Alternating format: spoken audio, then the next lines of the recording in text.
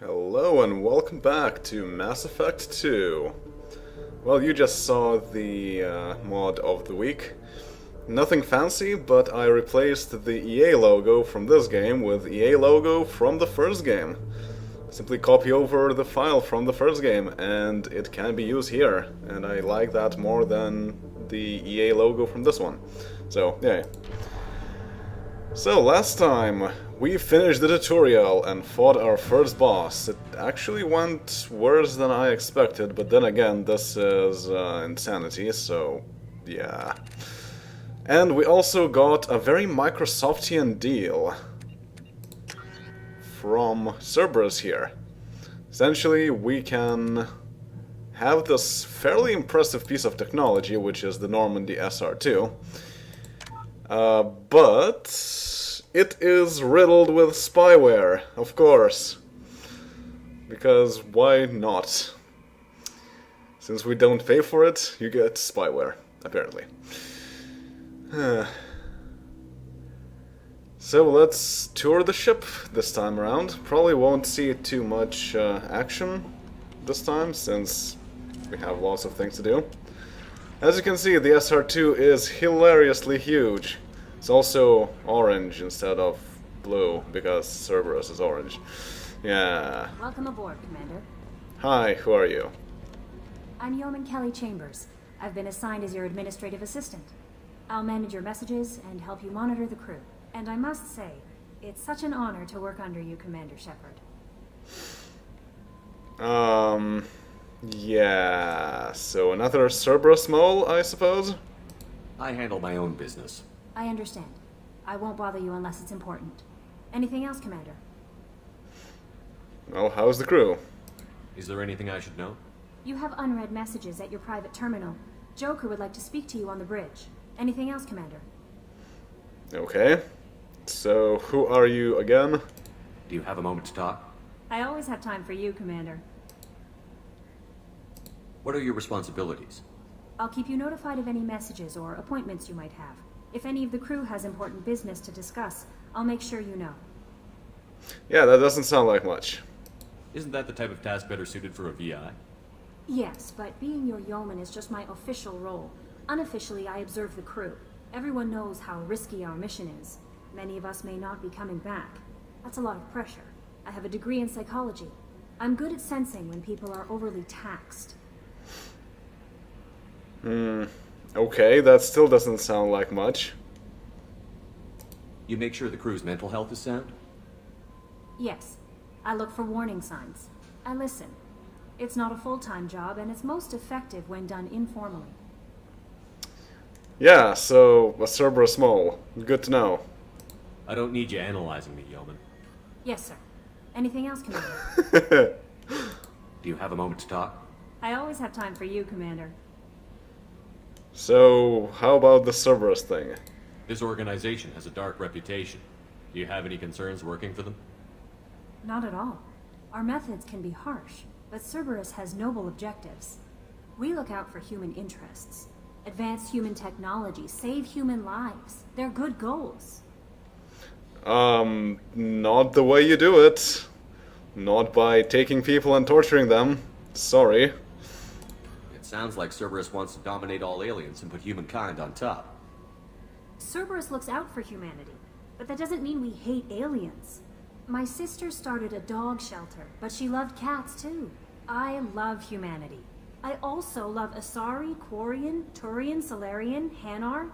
That isn't in conflict with Cerberus ideals. Yeah, I'm pretty sure it is. I mean, they are used as tools, but that's pretty much it. So... You're fooling yourself if you believe Cerberus is noble. I'm sorry you feel that way. I hope time will change your mind.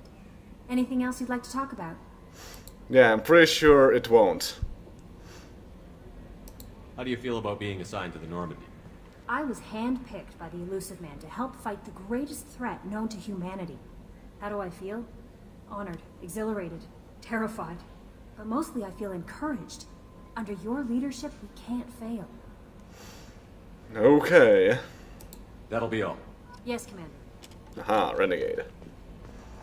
We'll probably be getting a lot of Renegade point here, given that it's a Cerberus ship. Also, you can see that since it's so huge now, we have the galaxy map on this side, and we have the diagram of the Normandy on this side. It all fits. There's a lot of wasted space also. So this is kind of... I wouldn't even call it a frigate anymore. It's more like a cruiser. But officially it still counts as a frigate somehow. Alright, so Joker wants to talk with us. Let's talk with him. Hi, Joker. Can you believe this, Commander? It's my baby! Better than new. It fits me like a glove! And leather seats! Military may set the hardware standard, but on a first-gen frigate they could care less if the seats breathe. Civilian sector comfort by design. The reproduction is not intended to be perfect, Mr. Moreau. Seamless improvements were made. And there's the downside. I liked the Normandy when she was beautiful and quiet. Now she's got this thing I don't want to talk about. It's like ship cancer. Joker, did you really sell out the Alliance for leather seats? Just asking. Because seriously. And this ship is just a copy. It's nowhere near how nice the first one was. It's not the same, Joker. There's nothing here that was even part of the real Normandy.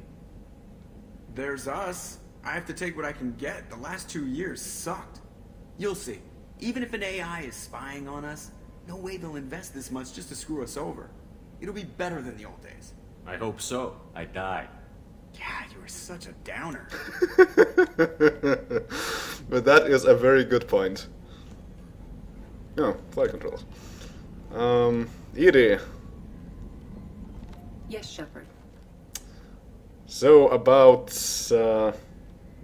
you being on this ship again. I want to know more about you. Do you have a specific inquiry? What do you do aboard the ship? I operate the ship's electronic and cyber warfare suites in combat. My reaction time is much faster than any organic. I collate the records of shipboard monitoring devices for the elusive man. I serve additional functions which are restricted at this time. Okay. So basically it admits to being spyware. Great. The elusive man has monitoring devices on board? He has invested most of Cerberus's resources into the design and construction of this ship. He has an interest in monitoring our progress. Great. And also, did you say additional functions? Restricted functions? Like what? I do not know.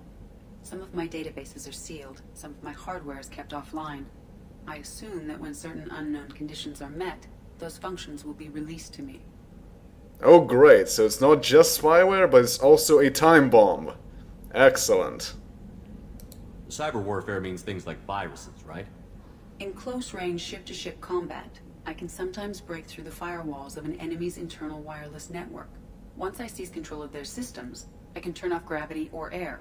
I can disable weapons guidance or shields, or I can put their fusion plant in meltdown. On the defense, I manage Normandy's own suite of jammers, decoys, and internal firewalls. Okay, well, that is something that you would want some sort of VI running. But still. Sounds incredibly useful. Why isn't there someone like that on every warship? An organic operator cannot react quickly enough to changing circumstances, or perform the necessary multitasking. This is a role that can only be filled by an artificial intelligence. Unfortunately, we are suspect. Well, it might have something to do with how an AI almost destroyed galactic civilization, just putting it out there. Yeah. So apparently VI is not enough to do that. Okay, well that makes sense. Let's discuss something else. Ready. I want to know more about the people I'm working with. Much of that data is classified. Do you have a specific inquiry? Great, so it's not going to tell us. How did Cerberus replicate the most advanced warship in the Alliance Navy without anyone knowing? I have a block that prevents me from answering that question. Great. What do you mean? Although I am less controlled than other AI, I am still subject to behavioral blocks and the physical isolation of my hardware. In this case, I am prevented from truthfully answering your question by Cerberus's levels of secret classification. So this information is classified. Great. What sort of resources does Cerberus have? Money, personnel, facilities? I have a block that prevents me from answering that question. How is Cerberus organized? Aside from the elusive man, I don't see much chain of command. Cerberus is organized into task-oriented cells.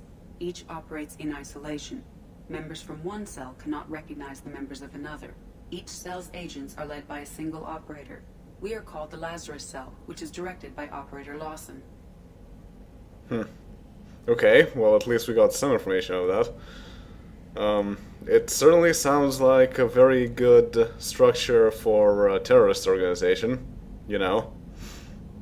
And yeah, officially we are directed by Miranda. Okay, that's good to know. So how many operations is Cerberus running right now? I have a block that prevents me from answering that question. Of course. Let's discuss something else. Ready. What's this area of the ship? This is the bridge, where the navigator plots our FTL vectors, and the helmsman maneuvers the ship. Yeah, sitting right here, thanks. Speaking of which, we don't seem to have a navigator. Just putting that out there. Alright, That's all for now. Logging you out, Shepard. let's see what else Joker has to tell us. Commander, I assume everything is going well up here? I really want a chance to put the Normandy through her paces. I just have to trim up the drive output and it'll be like we never lost her. Safety standards advise against manipulating drive settings while engines are powered and in use, Mr. Moreau. Commander, can we shut this thing off? I don't need it in my day-to-day. Yeah, I wish we could. I'm no fan either, but we're stuck with it. Until I find a soldering gun. There's gotta be some wires I can cross to make it hurt. No sabotage. Understood? Yeah, don't break the boss's toys. I don't know. Sabotage sounds pretty good, in my opinion. So, Ever think about the old Normandy and the trouble we got up to? Yeah, those seem like the good old days now, but come on, it was hell at the time. Geth, Saren, Sovereign, and then we got dumped. We're stuck in a weird place, sure, but back then it wasn't all sunshine and bunnies. I mean, it still was a better time than now, I suppose, because at least we were in the Alliance. What happened to the rest of the old crew? I heard most survived. Almost did. Presley didn't. And the rest of us just sort of drifted apart. The Alliance didn't care. I don't think they liked all the non-humans in your crew. We were your team, Commander. With the Normandy destroyed and you gone, there wasn't much keeping us together. Well, at least that is understandable. Without Shepard, a lot of the squad mates actually don't have any reason to stick around, like Rex and so on, so, yeah. Alright, well, what do you think about our new mission? So, how do you think we're doing? Well, the Normandy's not as ready as she could be. There's always more we could upgrade. And as for the crew, you'd have to ask a people person. Okay. What do you think about the people we're picking up? Well, about the ones you went out with last, I would never say anything against Miranda, and expect to survive the reprisal. Jacob is way too nice a guy for the number of ways he knows how to kill people. It's just my opinion, though. There's really no need to go spreading it around. Alright. So that's all. That's it for now. See you, Commander. Well, that's this area of the ship. There's our airlock. And also, if you go here... A scientist is required to use the technical laboratory. Yep. So some sections of the ship are not available to us because we don't have the people. Let's read something from the private terminal. So it's mostly about unread messages. Well, since this opened, let's read that. From Counselor Anderson. On the off chance that the rumors are true and you actually are alive, I need you to come and talk to me on the Citadel. A lot has changed in the last 2 years. You put me on the council, and it's only fair that you be allowed to speak for yourself about what we've been hearing. Okay, so we got invited to the Citadel to meet Anderson. That's nice. But we're not going to do that for ever, probably. We'll see. And what I want to look at is this. Cerberus Assault Armor from Elusive Man. Shepard, our armor technicians heard you were back in action and insisted that you should be appropriately equipped. They put together a package that I had delivered to the Normandy. You'll find it in your personal quarters. Fortunately, we know your size. They sure do. But yes, Cerberus Assault Armor, something we'll never use, out of principle. Terminus Armor. Shepard, our armor technicians found a high-performance suit for you that was manufactured in the Terminus Systems.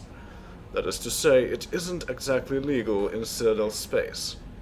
It's been delivered to your quarters so you can try it on. Hope you like the color. Black and red, it's not bad, but it's not blue and brown. Umbra Visor, from Elusive Man.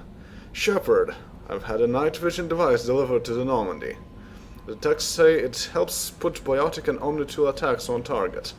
And rather than listen to their explanation of how, I just send it your way. It'll be in your quarters. Okay. Recon Hood. Shepard, it occurred to our armor technicians that you may not want to show your face everywhere you go.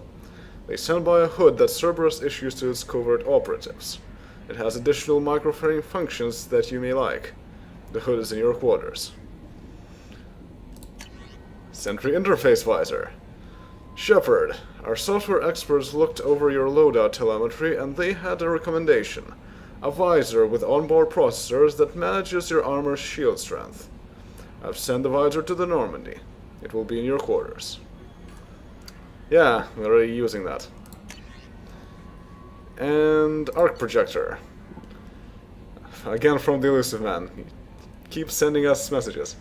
Shepard, we recently had an incident involving the Geth at one of our outposts in the Skillian Verge. Don't worry, I'm not sending you off to chase anything down. Our operatives waged a highly successful battle against a Geth scouting party, and credited their success to a new advanced electrical attack device that we finally let them take out of the lab. Since their unit is being reassigned for some rest and relaxation, I thought you should take custody of the weapon in the meantime. The weapon is called an Arc Projector. I sent it to the Normandy's Armory so you can examine it for yourself and use it if you deem it worthy. It's gone through plenty of tests that indicate it overloads kinetic barriers and its synthetic enemies particularly well, but laboratory demonstrations are a poor substitute for actual field reports. We know it works. Now we want to see what it can do in the right hands. If all goes well, we'll use your tactics to train other operatives.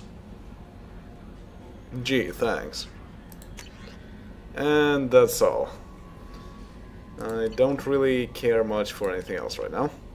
We'll go over everything else when it becomes relevant. Okay. So, the Armory.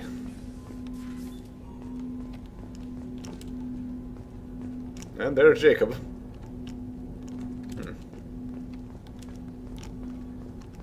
Tables.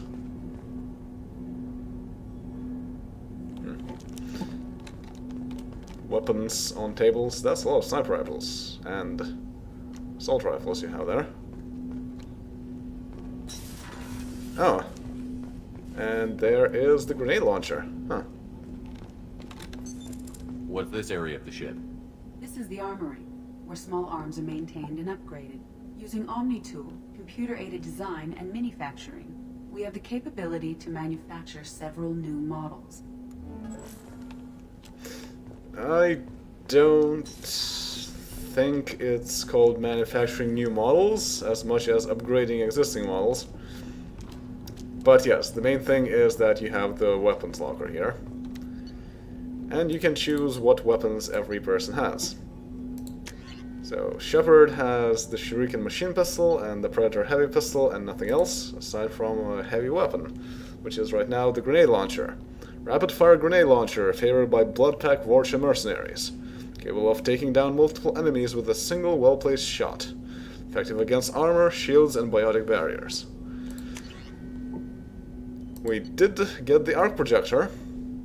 The arc projector ionizes targets with a non-visible laser to ready them for high-voltage electrical attack. As the lightning-like bolt hits its first target, a sophisticated auto-targeting system paints succeeding targets with the ionization laser, allowing the electricity to take the path of least resistance and arc between them. An entire enemy strike team can be shocked to death with a few pulls of the trigger. That's pretty cool, but it sounds more useful against synthetics.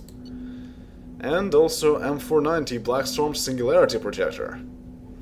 The Blackstorm, colloquially called the Black Hole Gun, encases particles of matter within a high-powered mass-increasing field, elevating them to near-infinite mass. This creates a gravitational singularity that draws nearby enemies and objects inward for a short time. The rapidly increasing gravity near the singularity's event horizon rips the objects apart. The mass effect field soon destabilizes and returns to normal mass, with explosive results. So in other words, we got the Singularity Cannon from Unreal 2. Awesome, let's take it. I haven't really checked all those heavy weapons all that much. I'll try and do that more often in this playthrough. And Jacob has two options for the shotguns. The stock shotgun, in fact, is the katana shotgun.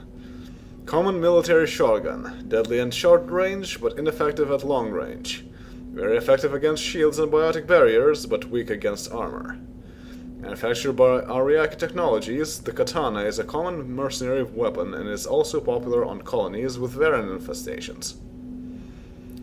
But it has become obsolete right off the bat with the Cerberus weapons pack, which brings us the M22 Eviscerator shotgun. The Liberschaft 2180 shotgun, or Eviscerator, is of human civilian design and has a unique ammunition generator.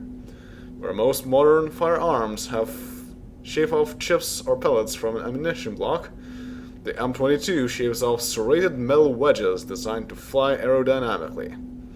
This dramatically improves its armor-piercing capabilities, and its tight grouping helps wound ballistics at longer ranges than standard shotguns.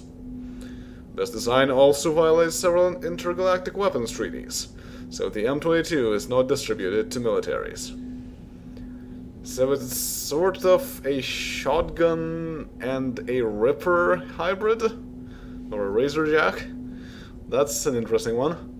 But yes, it's basically a better starting shotgun, which is nice. Also, the Cerberus armor and weapon pack is a DLC item, and all of those messages that we saw, they're also for DLC items. They're all free DLCs also. At the moment. They were not free at the beginning. And Miranda also has only pistols, since she is also a sentinel, just like we are. Okay, so since you're here, Jacob, what's going on? Commander, there hasn't been time to really settle in and take stock. I want to say that working with you is a great opportunity to do something that matters. It's a privilege to serve on the Normandy, Commander. Yeah, he's still Cerberus. You're here because you're Cerberus. Don't expect special treatment. Understood. But not everyone in the group is hardline. I'm an employee because I believe in their current direction. Doesn't mean I don't have concerns about their past actions. Or some of yours. You watch me, I'll watch you. That suit you?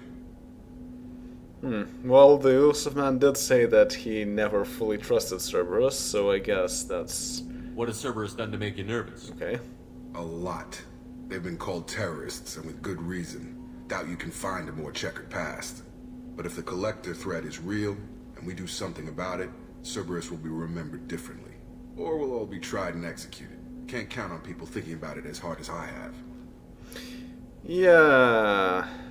They are certainly terrorists, and, well, the Collectors seem like some sort of a target to attack, but honestly, we still have no idea if they are actually related to Reapers, so, And yeah, that's a good point. We probably will be tried and executed for this, so, yeah. Well, I certainly appreciate your honesty. It's good to hear a clear opinion. Sounds like we're two of a kind. That honors me more than you, Commander. Let me know if you need anything. Alright. Both Renegade and Paragon. And yeah, that's still the tech lab, which we cannot enter. But this is the briefing room. What's this area of the ship? This is the Ftl Communications Room. In addition to interfacing with the Ftl comm network, Normandy is fitted with a quantum entanglement communicator linked to the Elusive Man's office. This allows lag-free communication even when you operate off the comm grid. Quantum what? I've never heard of a quantum entanglement communicator. How does it work? Essentially, two subatomic particles are created in an entangled state. One is installed here, and the other in the Elusive Man's office. When one particle occupies a given quantum state, its entangled partner will always enter the opposite state, no matter the distance between them. If we alter the state of our particle, that alters the state of the Elusive Man's. This allows us to send data in the form of quantum bits. Yeah, but the bandwidth must really be bad. Because, at least at this time, quantum entanglement isn't all that huge because we only managed to create a few particles that act like that. But in this game, apparently that allows communications, which is okay. Why aren't these used everywhere? Each quantum pair costs nearly as much as a comm relay, and can pass only one quantum bit of data at a time. In addition to the cost and bandwidth issues, the system is strictly point-to-point. To contact 100 different worlds, we would need to manufacture and install 100 entangled pairs, one linked to each world. Yeah, exactly. That doesn't sound like a very good idea. But okay. That's all for now. Logging you out, Shepard. And yep, we again have the model of the SR2 here.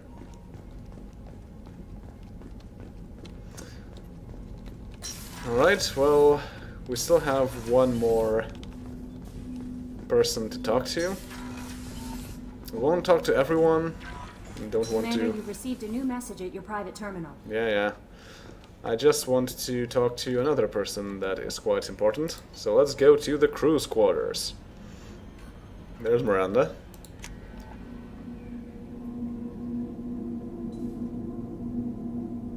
And we have an elevator for every single part of the ship. So, as usual... Whoa. Oh, that's the mess hall. Chef surprise again? Come on, Rupert. I'm sorry, Princess. Filet mignon and caviar coming right up. Let me just get out my doilies. That'd be real nice, Mr. Gardner. Yeah, much more spacious than previously. Also, we still have sleeper pods. They're bigger. But if we go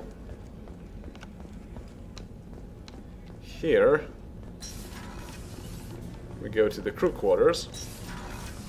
Oh, she's a cutie. How old? She'll be a year old next month. Oh, you'll miss her first birthday. Wow. My family lives in New Canton. Oh, that colony's on the edge of the frontier. Could be vulnerable to collector attack, couldn't it? Exactly. It's most important that she have a first birthday. That's why I'm here. Yeah, so this is crew quarters. They have bunk beds, even a table, 2 tables, things to put their stuff in, and a view to here. So I don't really know what the sleeper pods are for anymore, but okay. Also, there are restrooms.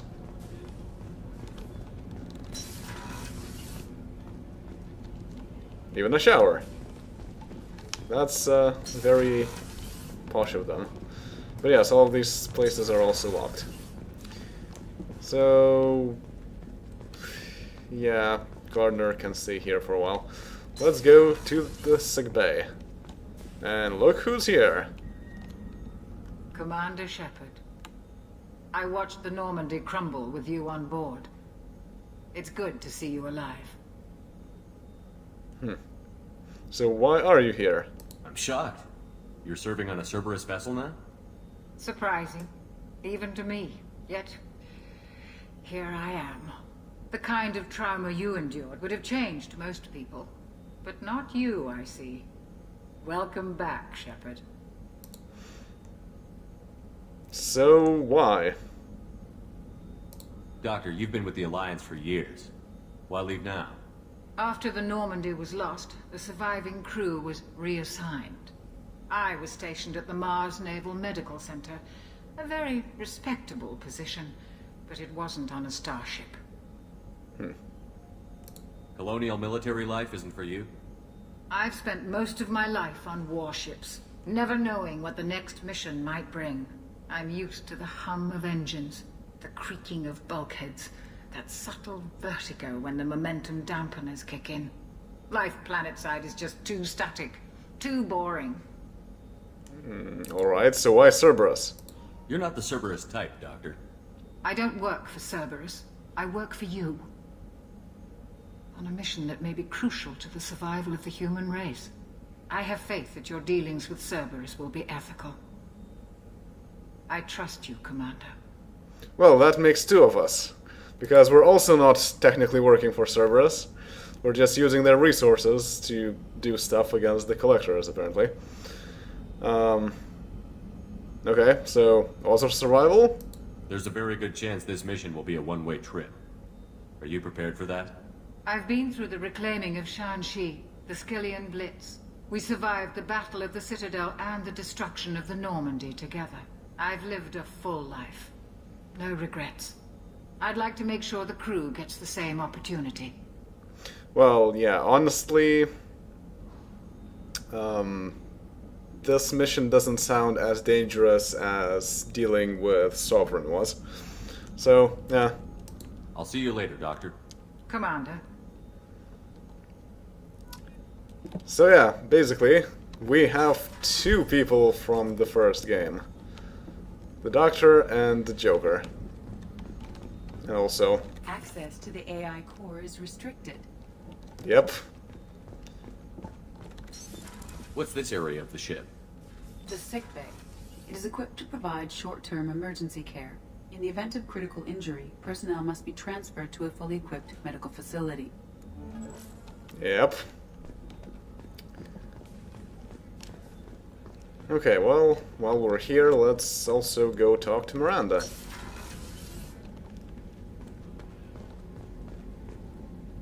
And of course, as the Cerberus operative, she gets the most luxurious quarters. And in fact, this is the place where the captain's quarters was in the first game. So, yeah. Commander, what can I do for you? You have a minute, Miranda? No doubt you've got a lot of questions. Cerberus isn't as evil as most people believe. If I can help allay any of your concerns, I'd be happy to do so. So, what would you like to know? I'm pretty sure it's quite as evil as it sounds. But, okay, what is Cerberus? Are you military or political? Or both? Cerberus has several divisions. Political, military, scientific, but we're all working towards the same goal. The teams you encountered before your accident were mostly part of our military division. But not all Cerberus operations use the same protocols. We try not to get bogged down in bureaucracy or formality. I wonder if terra firma has anything to do with them. And what's your goals? I know what we're doing here, but what's Cerberus's long-term goal? The advancement of the human race. Nothing more, nothing less. The Solarians have the Special Tasks Group. The Asari have their legendary commandos for stealth and recon operations. Cerberus is humanity's answer to those organizations. It's not official enough to be an answer to that. The Alliance should be in charge. But those organizations are regulated by governments. Who keeps Cerberus in check? Nobody. We're privately funded and our backers trust the elusive man to make the right decisions. But he's very clear about our goals. Protect humanity and serve its advancement. Yeah... I don't feel like I trust that. What can you tell me about the elusive man? Not much that you don't already know. Even I don't have access to most of his background. And you've seen more of him than most ever do. It's rare for him to become directly involved in missions, but you're something special. Whatever else people might say about him, I can assure you he's got humanity's best interests at heart. That includes you and me. How can you be sure of that if you know so little about him? I didn't get to where I am without knowing how to gauge people's motives and ambitions, even from brief encounters. He's no saint, and he'd be the first to admit it. But he is committed. Humanity couldn't have a better advocate. Yeah, no, I'm still not convinced. What kind of resources does Cerberus have? We're very well funded, though I doubt anyone other than the elusive man knows exactly how well. But our resources aren't unlimited. Reviving you and rebuilding the Normandy was a significant investment, and a significant risk. We're all hoping you can do the impossible, Shepard. No pressure. Alright. Tell me about yourself, Miranda. Oh, I guess that's fair. I've spent the last 2 years learning everything there is to know about you. Well, you should probably know that I've had extensive genetic modification. Not my decision, but I make the most of it. It's one of the reasons the elusive man handpicked me. I'm very good at just about anything I choose to do. Genetically modified, eh? What level of genetic modification are we talking about? That's very thorough. Physically, I'm superior in many ways. I heal quickly, and I'll likely live half again as long as the average human. My biotic abilities are also very advanced. For a human. Add to that some of the best training and education money can buy, and, well, it's pretty impressive, really. That is quite impressive. Sounds like you were designed to be perfect. Maybe, but I'm not. I'm still human, Shepard. I make mistakes like everyone else. And when I do, the consequences are severe. Everyone expects a lot from someone with my abilities. I suppose so, and that explains why you're a sentinel. You certainly don't lack for confidence. It's just a fact. My reflexes, my strength, even my looks, they're all designed to give me an edge. No point in hiding from it. It's the reason I'm trusted to oversee the most dangerous, risky, and technically demanding operations Cerberus undertakes. And it's why I was assigned to you. It's my job to make sure you succeed, Shepard. Alright. Thanks for the information, Miranda. I'll talk to you later. Of course, Commander. Whatever you need.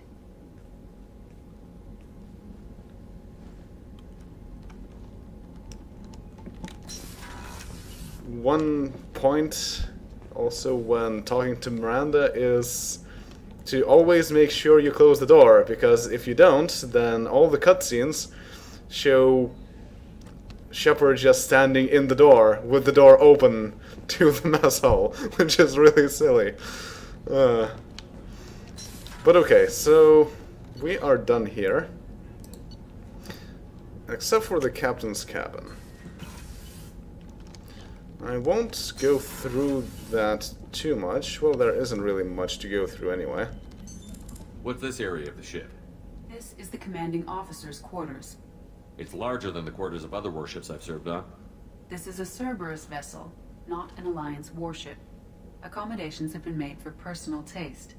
That said, this space is directly under the exterior pressure hull. The fitting yard workers called it the loft.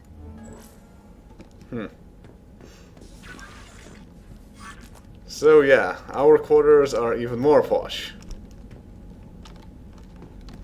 It even has a music system. Interestingly enough, the music system actually plays the Mass Effect 1 soundtrack. And here we can customize our gear. In fact, I think for the next time, what I want to do is change our helmets to our standard N7 helmets, because we will probably see some action. It's not just a recon mission, like the last one was supposed to be.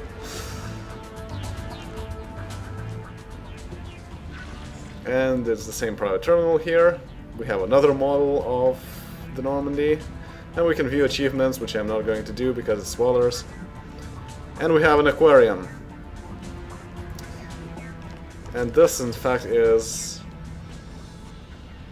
another bathroom. It's kind of strange because it doesn't look like a door, but it is.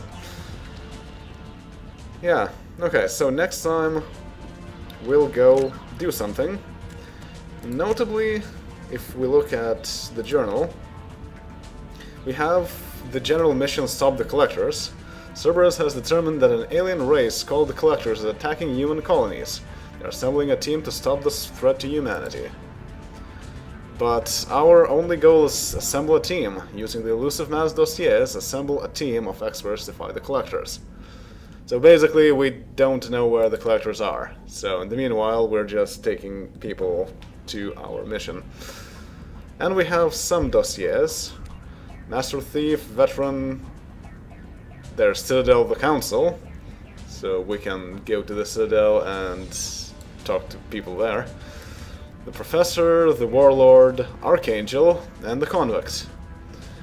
They all say that we should start with the Professor, Dr. Morden Solas, but I think we are going to do something different. Like I said last time, we're going to do that because, for one, it's already been done by me every single time before.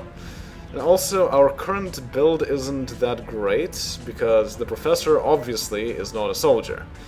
But what we have is a Sentinel, another Sentinel, and a vanguard. What we need is an infiltrator or a soldier. And I think it's best to start with the Warlord, Dr. Okir. Also a doctor, but he had a millennia of combat and strategic experience, and rumored familiarity with Collector technology.